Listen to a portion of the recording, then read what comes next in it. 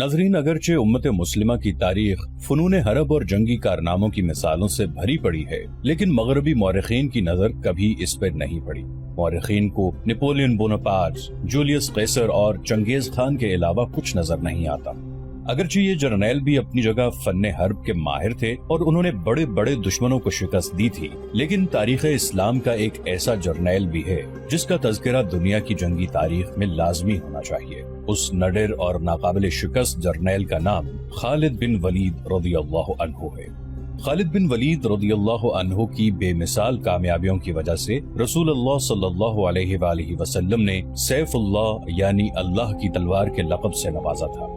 आज हम आपके लिए हजरत खालिद बिन वलीद रज़ियल्लाहु अन्हु की बेमिसाल शजाअत और उनके कारनामों पर मुश्तमिल ये दास्तान लेकर आए हैं, जो बिलाशुबा शमशीरे बेनियाम थे। लेकिन नाजरीन, वीडियो में आगे बढ़ने से पहले आपसे दरखास्त है कि हमारे इस चैनल को सब्सक्राइब कर लें और वीडियो के नीचे मौजूद बेल आइकन को जरूर क्लिक कर लें ताकि हमारी नई आने वाली वीडियोस आपके पास बर वक्त पहुंच सकें। वो मुसाफिर अरब के सहरा में अकेला चला जा रहा था। 8 हिजरी के जमाने में अरब का वो इलाका जहां मक्का और मदीना वाक़े है, बड़ा ही खौफनाक सहरा हुआ करता था। जलता और इंसानों को झुलसाता हुआ रेतजार। एक तो सहरा की अपनी सौबतें थीं, दूसरा खतरा रहजनों का था। मुसाफिर काफिलों की सूरत सफर किया करते थे, लेकिन ये मुसाफिर अकेला चला जा रहा था। वो आला नस्ल के जंगी घोड़े पर सवार था। उसकी जिरा घोड़े की जीन के साथ बंधी हुई थी। उसकी कमर से तलवार लटक रही थी और उसके हाथ में बर्छी थी। उस जमाने में मर्दों के कद दराज, सीने चौड़े और जिस्म गठे हुए होते थे। ये अकेला मुसाफिर भी उन्हीं मर्दों में से था, लेकिन जिस अंदाज से वो घोड़े की पीठ पे बैठा था उससे पता चलता था कि वो शहसवार है और वो कोई मामूली आदमी नहीं। उसके चेहरे पे खौफ का हल्का सा भी तासुर नहीं था कि रहजन उसे लूट लेंगे, उससे इतनी अच्छी नस्ल का घोड़ा छीन लेंगे और उसे पैदल सफर करना पड़ेगा। लेकिन उसके चेहरे पे जो तासुर था वो कुदरती नहीं था। वो कुछ सोच रहा था, यादों से दिल बहला रहा था या कुछ यादों को जहन में दफन करने की कोशिश कर रहा था। आगे एक घाटी आ गई। घोड़ा चढ़ता चला गया। खासी बुलंदी पर जाकर जमीन हमवार हुई। सवार ने घोड़ा रोककर उसे घुमाया और रकाबों पर खड़े होकर पीछे देखा। उसे मक्का नजर न आया। मक्का उफक के नीचे चला गया था। अबू सुलेमान, उसे जैसे आवाज सुनाई दी हो, अब पीछे ना देखो, मक्का को जहन से उतार दो। तुम मर्दे मैदान हो, अपने आप को 2 हिस्सों में ना कटने दो। अपने फैसले पर कायम रहो, तुम्हारी मंजिल मदीना है। उसने मक्का की समत से निगाहें हटा ली, घोड़े का रुख मदीना की तरफ किया और बाग को हल्का सा झटका दिया। घोड़ा अपने सवार के इशारे समझता था। नपीतुली चाल चल पड़ा। सवार की उम्र 43 बरस, लेकिन वो अपनी उम्र से जवान लगता था। सुलेमान उसके बेटे का नाम था। उसके बाप का नाम अल वलीद था, लेकिन सवार ने खालिद बिन वलीद की बजाय अबू सुलेमान कहलाना ज्यादा पसंद किया। उसे मालूम न था कि तारीख उसे खालिद बिन वलीद के नाम से याद रखेगी और ये नाम इस्लाम की अस्करी रिवायात और जज्बे का दूसरा नाम बन जाएगा। मगर 43 बरस की उम्र में जब खालिद मदीना की तरफ जा रहा था, उस वक्त वो मुसलमान नहीं था। छोटी छोटी झड़पों के अलावा वो मुसलमानों के खिलाफ 2 बड़ी जंगें, जंगे ओहद और जंगे खंदक लड़ चुका था। जब रसूल करीम सल्लल्लाहु अलैहि वसल्लम पर 610 ईस्वी बरोज सोमवार पहली वही नाजिल हुई, उस वक्त खालिद की उम्र 24 साल थी। उस वक्त तक वो अपने कबीले बनु मखजूम की अस्करी कुव्वत का कायद बन चुका था। बनु मखजूम का शुमार कुरैश के चंद एक मुअज़्ज़ज़ खानदानों में होता था। कुरैश के अस्करी उमूर इसी खानदान के सुपुर्द थे। कुरैश खालिद के बाप अल वलीद के अहकाम और फैसले मानते थे। 24 बरस की उम्र में यह हैसियत खालिद को भी हासिल हो गई थी, मगर इस हैसियत को ठुकराकर खालिद अबू सुलेमान मदीने को जा रहा था। वो महसूस करता जैसे उसकी जात से कोई कुव्वत उसे पीछे को घसीट रही हो। जब वो इस कुव्वत के असर को महसूस करता तो उसकी गर्दन पीछे को मुड़ जाती, लेकिन उसकी अपनी जात से एक आवाज उठती, आगे देख खालिद, तू वलीद का बेटा तो है लेकिन वो मर गया है। अब तू सुलेमान का बाप है, वो जिंदा है। उसके जहन में 2 नाम अटक गए, मोहम्मद रसूलुल्लाह सल्लल्लाहु अलैहि वसल्लम जो एक नया दीन लेकर आए थे, और अल वलीद जो खालिद का बाप और आप सल्लल्लाहु अलैहि वसल्लम के नए दीन का बहुत बड़ा दुश्मन था। बाप ये दुश्मनी वर्षे के तौर पर खालिद के हवाले करके दुनिया से उठ गया था। خالد کے گھوڑے نے پانی کی مشک پر اپنے آپ ہی رخ بدل لیا تھا۔ خالد نے ادھر ادھر دیکھا، اسے گول دائرے میں کھجوروں کے درخت اور صحرا کے جھاڑی نما درخت نظر آئے۔ گھوڑا ادھر ہی جا رہا تھا۔ نخلستان میں داخل ہو کر خالد گھوڑے سے کود گیا۔ امامہ اتار کر وہ پانی کے کنارے دو زانوں ہو گیا۔ اس نے پانی چلو بھر بھر کر اپنے سر پر ڈالا اور 2-4 چھینٹے منہ پر پھینکے۔ اس کا گھوڑا پانی پی رہا تھا۔ خالد نے اس چشمے سے پانی پیا جو صرف انسانوں کے استعمال کے لیے تھا۔ یہ ایک چھوٹا سا جنگل تھا۔ خالد نے گھوڑے کی زین اتاری اور زین کے ساتھ بندی ہوئی چھوٹی سی ایک دری کھول کر جھاڑی نما درختوں کے جھنڈ تلے بچھائی اور لیٹ گیا۔ وہ تھک گیا تھا، تھوڑی دیر کے لیے سو جانا چاہتا تھا، مگر اس کے ذہن میں یادوں کا جو قافلہ چل پڑا تھا وہ اسے سونے نہیں دے رہا تھا۔ اسے 7 سال پہلے کا ایک دن یاد آیا جب اس کی عزیزوں نے محمد رسول اللہ صلی اللہ علیہ وآلہ وسلم کو قتل کرنے کا منصوبہ بنایا تھا۔ اس منصوبے میں خالد کا باپ الولید پیش تھا۔ وہ ستمبر 622 عیسوی کی ایک رات تھی۔ قریش نے رسول خدا صلی اللہ علیہ وآلہ وسلم کو سوتے میں قتل کرنے کے لیے ایسے آدمی چنے تھے جو انسانوں کے روپ میں وحشی اور درندے تھے۔ خالد قریش کے سرکردہ خاندان کا جوان تھا۔ اس وقت اس کی عمر 27 سال تھی۔ وہ حضور صلی اللہ علیہ وآلہ وسلم کے قتل کی سازش میں شریک تھا، لیکن وہ قتل کیے جانے والوں کے گروہ میں شامل نہیں تھا۔ اسے 7 سال پہلے کی وہ رات گزرے ہوئے کل کی طرح یاد تھی۔ وہ اس قتل پر خوش بھی تھا اور ناخوش بھی۔ خوش اس لیے کہ اس کے اپنے قبیلے کے ہی ایک آدمی نے اس کے مذہب کو، جو بت پرستی تھی، باطل کہہ دیا اور اپنے آپ کو خدا کا پیغمبر کہہ دیا۔ ایسے دشمن کے قتل پر خوش ہونا فطری بات تھی، اور وہ ناخوش اس لیے تھا کہ وہ اپنے دشمن کو للکار کر آمنے سامنے کی لڑائی لڑنے کا قائل تھا۔ اس نے سوئے ہوئے دشمن کو قتل کرنے کی کبھی سوچی ہی نہیں تھی۔ بہرحال اس نے اس سازش کی مخالفت نہیں کی، لیکن قتل کی رات جب قاتل رسول خدا کو مقررہ وقت پر قتل کرنے گئے تو آپ صلی اللہ علیہ وآلہ وسلم کا مکان خالی تھا۔ وہاں گھر کا سامان بھی نہیں تھا، نہ آپ صلی اللہ علیہ وآلہ وسلم کا گھوڑا تھا، نہ اونٹنی۔ قریش اس امید پر سوئے ہوئے تھے کہ صبح انہیں خوشخبری ملے گی کہ ان کے مذہب کو جھٹلانے اور انہیں اپنے نئے مذہب کی طرف بلانے والا قتل ہو گیا ہے، مگر صبح وہ ایک دوسرے کو مایوسی کے عالم میں دیکھ رہے تھے۔ پھر وہ سرگوشیوں میں ایک دوسرے سے پوچھنے لگے، محمد کہاں گیا؟ رسول خدا صلی اللہ علیہ وآلہ وسلم قتل کے وقت سے بہت پہلے اپنے قتل کی سازش سے آگاہ ہو کر یثرب یعنی مدینہ کو ہجرت کر گئے تھے۔ صبح تک آپ صلی اللہ علیہ وآلہ وسلم بہت دور نکل گئے تھے۔ خالد کے ذہن سے یادیں پھوٹتی چلی آ رہی تھی۔ ذہن پیچھے ہی پیچھے ہٹتے ہٹتے 16 برس دور جا نکلا۔ 613 عیسوی کی ایک شام رسول کریم صلی اللہ علیہ وآلہ وسلم نے قریش کے چند ایک سرکردہ افراد کو اپنے ہاں کھانے پر مدعو کیا۔ کھانے کے بعد رسول کریم صلی اللہ علیہ وآلہ وسلم نے اپنے مہمانوں سے کہا، اے بنی عبد المطلب، میں تمہارے سامنے جو تحفہ پیش کرنے لگا ہوں وہ عرب کا کوئی اور شخص پیش نہیں کر سکتا، اس لیے کہ اللہ نے مجھے منتخب کیا ہے۔ مجھے اللہ نے حکم دیا ہے کہ تمہیں ایک ایسے مذہب کی طرف بلاؤں جو تمہاری دنیا کے ساتھ ساتھ تمہاری عاقبت بھی آسودہ اور مسرور کر دے گا۔ اس طرح رسول خدا صلی اللہ علیہ وآلہ وسلم نے پہلی وحی کے نزول کے 3 سال بعد اپنے قریبی عزیزوں کو اسلام قبول کرنے کی دعوت دی۔ خالد اس محفل میں نہیں تھا، اس کا باپ مدعو تھا۔ اس نے خالد کو مذاق اڑانے کے انداز میں بتایا کہ عبد المطلب کے پوتے محمد صلی اللہ علیہ وآلہ وسلم نے کہا ہے کہ وہ اللہ کا بھیجا ہوا نبی ہے۔ ہم جانتے ہیں کہ عبد المطلب قریش کا ایک سردار تھا۔ الولید نے اپنے بیٹے خالد سے کہا، بے شک محمد کا خاندان اعلیٰ حیثیت رکھتا ہے، لیکن نبوت کا دعویٰ اس خاندان کا کوئی فرد کیوں کرے؟ اللہ کی قسم اور حبل اور عزا کی، میرے خاندان کا رتبہ کسی سے کم نہیں۔ کیا نبوت کا دعویٰ کر کے کوئی ہم سے اونچا ہو سکتا ہے؟ آپ نے اسے کیا کہا ہے؟ خالد نے پوچھا۔ پہلے تو ہم چپ ہو گئے، پھر ہم سب ہنس پڑے، الولید نے کہا، لیکن محمد کے چچا زاد بھائی علی نے محمد کی نبوت کو قبول کر لیا ہے۔ خالد اپنے باپ کی طنزیہ ہنسی کو بھولا نہیں تھا۔ خالد کو 629 عیسوی کے ایک روز مکہ اور مدینہ کے راستے میں ایک نخلستان میں لیٹے ہوئے وہ وقت یاد آ رہا تھا۔ رسول اللہ صلی اللہ علیہ وآلہ وسلم جن کی نبوت کو قریش کے سردار قبول نہیں کر رہے تھے، اس نبوت کو لوگ قبول کرتے چلے جا رہے تھے۔ ان میں اکثریت نوجوانوں کی تھی۔ بعض مفلس لوگوں نے بھی اسلام قبول کر لیا۔ اس سے نبی کریم صلی اللہ علیہ وآلہ وسلم کے حوصلے میں جان آ گئی اور آپ صلی اللہ علیہ وآلہ وسلم نے اسلام کی تبلیغ تیز کر دی۔ آپ صلی اللہ علیہ وآلہ وسلم بت پرستی کے خلاف تھے۔ مسلمان ان 360 بتوں کا مذاق اڑاتے تھے جو کعبے کے اندر اور باہر رکھے ہوئے تھے۔ طلوع اسلام سے پہلے عرب ایک خدا کو مانتے تھے اور پوجتے ان بتوں کو تھے، انہیں وہ دیویاں اور دیوتا کہا کرتے تھے اور انہیں اللہ کے بیٹے اور بیٹیاں مانتے تھے۔ وہ ہر بات میں اللہ کی قسم کھاتے تھے۔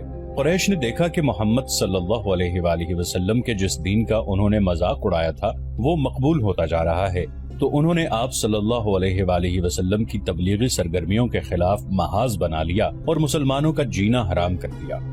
خالد کو یاد آ رہا تھا کہ اس نے اللہ کے رسول صلی اللہ علیہ وآلہ وسلم کو گلیوں اور بازاروں میں لوگوں کو اکٹھا کر کے انہیں اسلام قبول کرنے کی دعوت دیتے اور بتاتے دیکھا تھا کہ بت انہیں نہ فائدہ دے سکتے ہیں نہ نقصان۔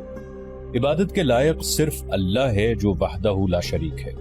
رسول خدا صلی اللہ علیہ وآلہ وسلم کی مخالفت کے قائد قریش کے 4 سردار تھے۔ ایک تو خالد کا باپ الولید تھا، دوسرا نبی کریم صلی اللہ علیہ وآلہ وسلم کا اپنا چچا ابو لہب تھا، تیسرا ابو سفیان اور چوتھا ابو الحکم تھا جو خالد کا چچا زاد بھائی تھا۔ مسلمانوں پر سب سے زیادہ ظلم و تشدد اسی شخص نے کیا تھا۔ وہ جہالت کی حد تک کینہ پرور اور مسلم کش تھا، اسی لیے مسلمان اسے ابو جہل کہنے لگے تھے۔ یہ نام اتنا عام ہوا کہ لوگ جیسے اس کا اصل نام ہی بھول گئے ہوں۔ تاریخ نے بھی اس پستہ قد، بھینگے اور لوہے کی طرح مضبوط آدمی کو ابو جہل کے نام سے ہی یاد رکھا ہے۔ خالد کو یہ یادیں پریشان کرنے لگی، شاید شرمسار بھی۔ قریش کے لوگوں نے رسول خدا صلی اللہ علیہ وآلہ وسلم کے گھر میں کئی بار غلاظت پھینکی تھی۔ جہاں کوئی مسلمان اسلام کی تبلیغ کر رہا ہوتا وہاں قریش کے آدمی جا پہنچتے اور ہلڑ مچاتے تھے۔ بد اخلاق اور دھدکارے ہوئے آدمیوں کو رسول خدا صلی اللہ علیہ وآلہ وسلم کو پریشان کرتے رہنے کے کام پر لگا دیا گیا تھا۔ خالد کو یہ اطمینان ضرور تھا کہ اس کے باپ نے محمد صلی اللہ علیہ وآلہ وسلم کے خلاف ایسی کوئی گھٹیا حرکت نہیں کی تھی۔ وہ 2 مرتبہ قریش کے 3-4 سرداروں کو ساتھ لے کر رسول خدا صلی اللہ علیہ وآلہ وسلم کے چچا ابو طالب کے پاس یہ کہنے گیا تھا کہ وہ اپنے بھتیجے رسول خدا صلی اللہ علیہ وآلہ وسلم کو بتوں کی توہین اور نبوت کے دعوے سے روکے، ورنہ وہ کسی کے ہاتھوں قتل ہو جائے گا۔ ابو طالب نے ان لوگوں کو 2 مرتبہ ٹال دیا تھا۔ خالد کو اپنے باپ کی بہت بڑی قربانی یاد آئی۔ عمارہ خالد کا بھائی تھا۔ وہ خاص طور پر خوبصورت نوجوان تھا۔ وہ ذہین تھا اور اس میں بانک پن تھا۔ خالد کے باپ الولید نے اپنے اتنے خوبصورت بیٹے عمارہ کو قریش کے 2 سرداروں کے حوالے کیا اور انہیں کہا کہ اسے محمد کے چچا ابو طالب کے پاس لے جاؤ اور اس سے کہو کہ میرا بیٹا رکھ لو اور اس کے بدلے محمد صلی اللہ علیہ وآلہ وسلم ہمیں دے دو۔ خالد اپنے باپ کے اس فیصلے پر کانپ اٹھا تھا، اور جب اس کا بھائی عمارہ دونوں سرداروں کے ساتھ چلا گیا تھا تو خالد تنہائی میں جا کر رویا تھا۔ ابو طالب، سرداروں نے عمارہ کو رسول کریم صلی اللہ علیہ وآلہ وسلم کے چچا کے آگے کر کے کہا، اسے تم جانتے ہو، یہ عمارہ بن الولید ہے۔ تم یہ بھی جانتے ہوگے کہ بنو ہاشم نے، جس کے تم سردار ہو، ابھی تک اس جیسا سجیلا اور عقل مند جوان پیدا نہیں کیا۔ یہ ہم ہمیشہ کے لیے تمہارے حوالے کرنے آئے ہیں۔ اسے اپنا بیٹا بنا کر رکھو گے تو یہ تمام عمر فرما بردار رہے گا، اور اگر اسے اپنا غلام بناؤ گے تو قسم ہے اللہ کی تم پر اپنی جان بھی قربان کر دے گا۔ مگر تم اسے میرے حوالے کیوں کر رہے ہو؟ ابو طالب نے پوچھا۔ کیا بنو مخزوم کی ماؤں نے اپنے بیٹوں کو نیلام کرنا شروع کر دیا ہے؟ کہو اس کی کتنی قیمت چاہتے ہو؟ اس کے عوض ہمیں اپنا بھتیجا محمد صلی اللہ علیہ وآلہ وسلم دے دو۔ قریش کے ایک سردار نے کہا، تمہارا یہ بھتیجا تمہاری رسوائی کا باعث بن گیا ہے۔ اس نے تمہارے آباء و اجداد کے مذہب کو رد کر کے نیا مذہب بنا لیا ہے۔ کیا تم دیکھ نہیں رہے کہ اس نے قبیلے میں آدمی کو آدمی کا دشمن بنا دیا ہے؟ تم میرے بھتیجے کو لے جا کر کیا کرو گے؟ قتل۔ قریش کے دوسرے سردار نے جواب دیا، ہم محمد صلی اللہ علیہ وآلہ وسلم کو قتل کریں گے۔ یہ بے انصافی نہیں ہوگی۔ تم دیکھ رہے ہو کہ ہم تمہارے بھتیجے کے بدلے تمہیں اپنا بیٹا دے رہے ہیں۔ یہ بہت بڑی بے انصافی ہوگی۔ ابو طالب نے کہا، تم میرے بھتیجے کو قتل کرو گے اور میں تمہارے بیٹے کو پالوں گا اور اس پر خرچ کروں گا اور اسے بہت اچھی زندگی دوں گا۔ تم میرے پاس کیسا انصاف لے کر آئے ہو؟ میں تمہیں عزت سے رخصت کرتا ہوں۔ خالد نے جب اپنے بھائی کو اپنے سرداروں کے ساتھ واپس آتے دیکھا اور سرداروں سے سنا کہ ابو طالب نے یہ سودا قبول نہیں کیا تو خالد کو دلی مسرت ہوئی تھی۔ محمد صلی اللہ علیہ وآلہ وسلم کا تم نے کیا بگاڑ لیا تھا ابو سلیمان؟ خالد کی ذات سے ایک سوال اٹھا۔ اس نے خیالوں ہی خیالوں میں سر ہلایا اور دل ہی دل میں کہا، کچھ نہیں، بے شک محمد صلی اللہ علیہ وآلہ وسلم کا جسم طاقتور ہے، لیکن رکانہ بن عبد یزید جیسے پہلوان کو اٹھا کر پٹخنے کے لیے صرف جسمانی طاقت کافی نہیں۔ رکانہ بن عبد یزید رسول کریم صلی اللہ علیہ وآلہ وسلم کا چچا تھا جس نے اسلام قبول نہیں کیا تھا۔ یہ عرب کا مانا ہوا پہلوان تھا۔ نامی گرامی پہلوان آئے جنہیں اس نے ایک ہی داؤ میں پٹخ کر اٹھنے کے قابل نہ چھوڑا۔ وہ وحشی انسان تھا، صرف لڑنا مارنا جانتا تھا۔ خالد کو وہ وقت یاد آنے لگا جب مسلمانوں کو دق کرنے والے 3-4 آدمیوں نے ایک دن رکانہ پہلوان کو خوب کھلایا پلایا اور اس سے کہا کہ تمہارا بھتیجا محمد صلی اللہ علیہ وآلہ وسلم کسی کے ہاتھ نہیں آتا، نہ اپنی تبلیغ سے باز آتا ہے، نہ کسی سے ڈرتا ہے، اور لوگ اس کی باتوں کے جادو میں آتے چلے جا رہے ہیں۔ کیا تم اسے سیدھا نہیں کر سکتے؟ کیا تم میرے ہاتھوں اس کی ہڈیاں توڑوانا چاہتے ہو؟ رکانہ نے اپنے چہرے پر مست بحثے کا تاثر پیدا کر کے تکبر کے لہجے میں کہا تھا، لاؤ اسے میرے مقابلے پہ، لیکن وہ میرا نام سن کر مکہ سے بھاگ جائے گا۔